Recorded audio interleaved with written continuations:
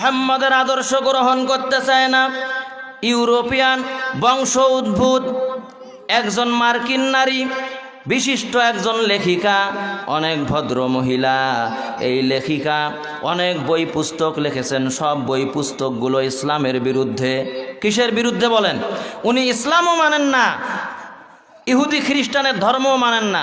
ওনার মতে নাম হলো ড্যানিয়েলে লডুকা। এই মহিলা কোনো ধর্ম উনি মানেন না।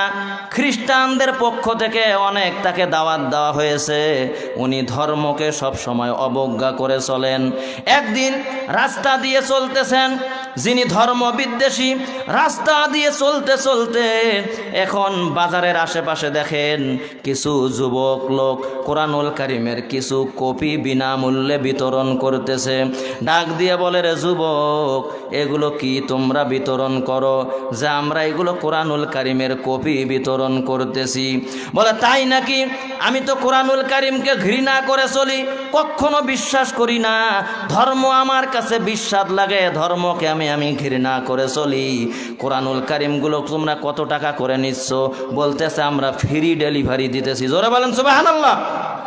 যে আপনি ধর্মকে ঘৃণা করেন, কোরআনকে ঘৃণা করেন, একটা কোরআনুল কারিম আপনাকে হাদিয়ে দিলাম, আপনি ভুল মনে করে হলেও বাড়িতে গিয়ে একটু পরে পরে দেখবেন কোরআনুল কারিমটা নিয়ে যাওয়ার পর যখন একটু সময় পায় খুলে খুলে দেখে আর একটু তেলাওয়াত করে, ইংরেজিতে অনুবাদগুলো পড়তে পড়তে যিনি মুহাম্মদকে জাদুকর মনে করেন, কবি সাহিত্যিক মনে করেন, ওইখানে আল্লাহ পাক রব্বুল আলামিন মুহাম্মদের দয়ার কথাগুলো বলেন, মুহাম্মদকে উপদেশ দেন, আর আল্লাহ বলেন আমি দয়াবান মেহেরবান। এই কথাগুলো পড়তে পড়তে মনটা একটু নরম হয়ে যায়, মনটা গলে যায় যে এত সুন্দর ধর্ম যেটাকে আমি খারাপ মনে করি, এটা মনে হয় আমার ঠিক হচ্ছে না। আবার মনকে বুঝায়, রে মন, তুমি কেন বিভ্রান্ত হচ্ছ? ইসলামের পথে তোমার মনটাকে তুমি বিলীন করে দিও না, ফিরাইয়া নাও। এই রকম করে শয়তান পথভ্রষ্টার বেড়াজালে তাকে আক্রান্ত করেছে। ভাবতে ভাবতে একদিন তিনি ভাবলেন যে আমি কি করি। এই নবীজিকে আমি মনে করেছিলাম জাদুকর, আমি মনে করেছিলাম কবি সাহিত্যিক, অথচ আল্লাহ পাক রব্বুল আলামিন এখানে বলছেন, ও নবীজি, তোমাকে যদি কেউ কষ্ট দেয় তুমি ঘুরিয়ে তাকে কষ্ট দিবে না, মানুষকে তুমি দাওয়াত দিয়ে ভালো পথে নিয়ে আসবে, মানুষের কাছে তুমি উদারতা প্রকাশ করবে, কোনো মানুষ যেন তোমার দ্বারা কষ্ট না পায়। জোরে বলেন সুবহানাল্লাহ।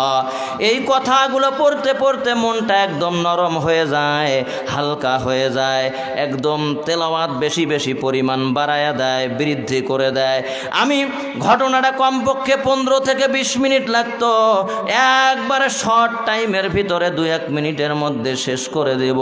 আল্লাহ পাক রব্বুল আলামিনের কোরআনুল কারিমের তেলাওয়াত করতে করতে হঠাৎ করে তার বৈজ্ঞানিক থিওরিগুলো যখন তার নজরে পড়ে, দেখে 1500 বছর আগের বৈজ্ঞানিক থিওরি আর 100-150-200 বছর আগের বৈজ্ঞানিক থিওরি কোরআনুল কারিমের সাথে হুবহু মিলে যায়। জোরে বলেন সুবহানাল্লাহ।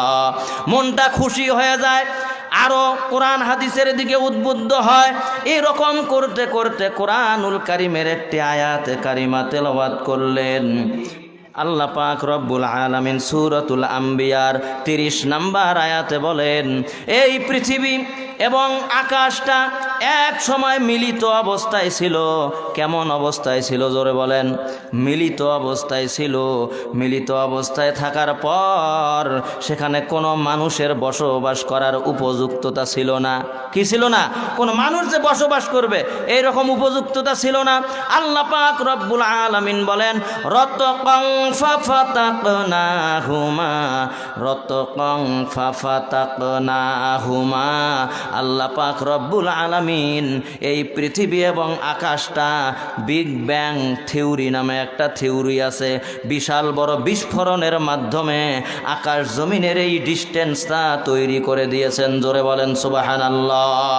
এটা 150 বছর আগে বৈজ্ঞানিকগণ তথ্য বাহির করেছেন, আর 1500 বছর আগে আল্লাহ পাক রব্বুল আলামিন মুহাম্মদের কাছে কোরআন নাজিল করে এই বিগ ব্যাং থিওরি আল্লাহ পাক নাজিল করে দিয়েছিলেন। জোরে বলেন সুবহানাল্লাহ। এই থিওরিটা পাওয়ার পর ওই মহিলা লেখিকার মাথার টনক নড়ে যায় যে আল্লাহ পাক রব্বুল আলামিন ১৫০০ বছর আগে মুহাম্মদের উপর যে কোরআনুল কারীমের মধ্যে বিগ ব্যাংয়ের থিওরি দিয়েছেন, এটা বৈজ্ঞানিকগণ ১-১৫০ বছর আগে মাত্র আবিষ্কার করেছে। অতএব সমস্ত বৈজ্ঞানিক আল্লাহ রব্বুল আলামিন, উনি ছাড়া আর কেউ বৈজ্ঞানিক হইতে পারে না। জোরে বলেন সুবহানাল্লাহ।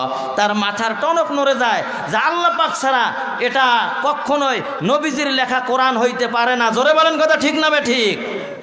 আল্লাহ পাক রব্বুল আলামিনের এই আয়াতে কারিমার উপর ভিত্তি করে ও ভদ্র মহিলা কালিমাতুশ শাহাদা পড়ে ইসলামের ছায়াতলে আশ্রয় গ্রহণ করেন। জোরে বলেন সুবহানাল্লাহ। আর এখন বর্তমান নাস্তিক বেঈমানরা ২-১ পাতা ইংরেজি বই পড়ে, তারপরে স্লোগান দেয় দেয়ার ইজ নো গড, আল্লাহ বলতে কোনো কিছুই নাই। জোরে বলেন নাউজুবিল্লাহ।